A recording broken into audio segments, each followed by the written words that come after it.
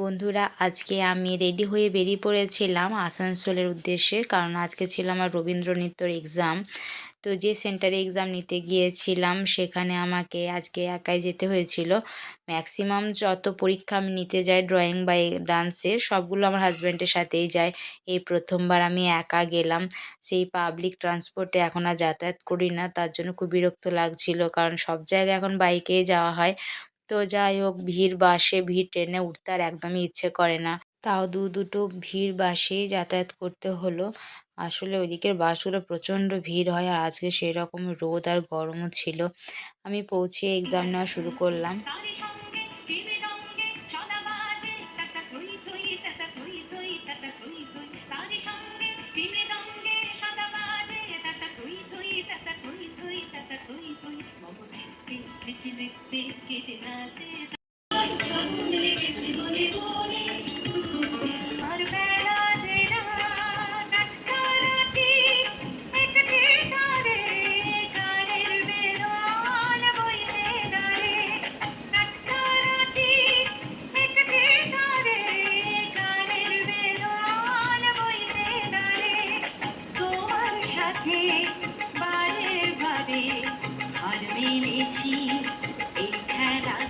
তোমার সুরে সুরে সুরে রাগে আমার বেলা যে যায় সাজবেলাতে তোমার সুরে সুরে সুরে রাগে আমার বেলা যে যায় শুনি শাসবায় মোর সুরে দাও পুরায় শুনি শাসবায় মোর সুরে দাও পুরায়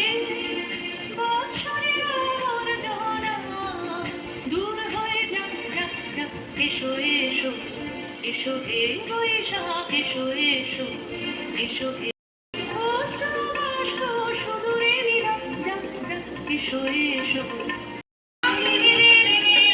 ছেড়ে দিলে ধরে ঘিরে বাবা নলের নাচুন যেমন সকল কারণ ঘিরে হবে দেবে দেবে আমায় রাখবে ধরে ঘিরে বাবা নলের নাচুন যেমন সকল সাজবেলাতে তোমার সুরে সুরে সুরে লাগে আমার বেলা যে যায়। কয়েকজনের পরীক্ষা নেওয়ার পর কিছুটা ব্রেক নিয়ে তারপর জলখাবারের ব্যবস্থা করেছিলেন। তো তখন আমাকে যে টিফিন দেওয়া হয়েছিল আমি সেই জলখাবারটাই খেয়ে নিলাম। খেয়ে তারপর কিছুক্ষণ পরে আবার বাকি ছিল যারা, তাদের এক্সাম নেওয়া শুরু করলাম।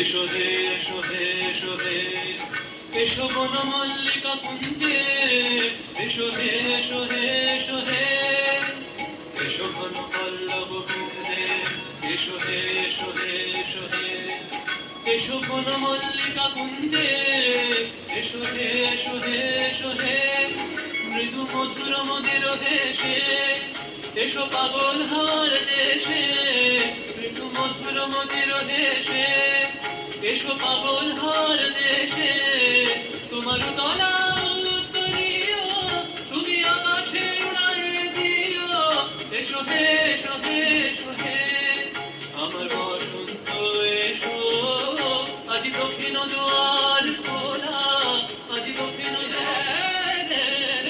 চলত বসন্ত পবন বুঝি ওই রবির আলো আভাসে দেখা দিল গগন পারে সমুখে ওই হেরিপথ তোমার কি রাত পৌঁছবে না মোর দুয়ারে ভেঙে মোর ঘরের চাবি নিয়ে যাবি কে আমারে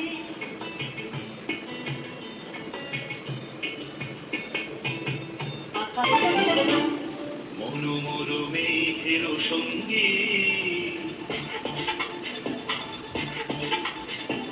মনোমর মেঘের সঙ্গী উড়ে চলে দিক দিগন্তের পানে নিঃসীম সন্ধি শ্রাবণ বর্ষণ সঙ্গীতে ডান্স এক্সাম শেষ করে তারপর আবার বাড়ির উদ্দেশ্যে রওনা দিলাম। যার সেন্টারে এক্সাম নিতে গিয়েছিলাম ওনার বাবা আমাকে কিছুটা এগিয়ে দিলেন। তো ওখান থেকে আবার অটো ধরে তারপর বাস ধরবো। তো এত রোদ গরম আমি তো পুরো ঘেমে একাকার। আর সেরকম প্রচণ্ড রোদও দিচ্ছিল আর গরমও ছিল। তারপর ওখান থেকে বাসে উঠে আবার ভিড় বাসে এলাম। রানীগঞ্জে নেমে ওখান থেকে আবার হেঁটে, হেঁটে বাড়ি যাচ্ছি। আজকে তো দিনটা এরকম ঠিকই গেল, কিন্তু আমার এই পাবলিক ট্রান্সপোর্টে আর যাতায়াত করতে একদমই ভালো লাগে না। একটা সময় ছিল যখন আমি ৩ টে ট্রেন, ২ টো বাস ডেইলি যাতায়াত করতাম।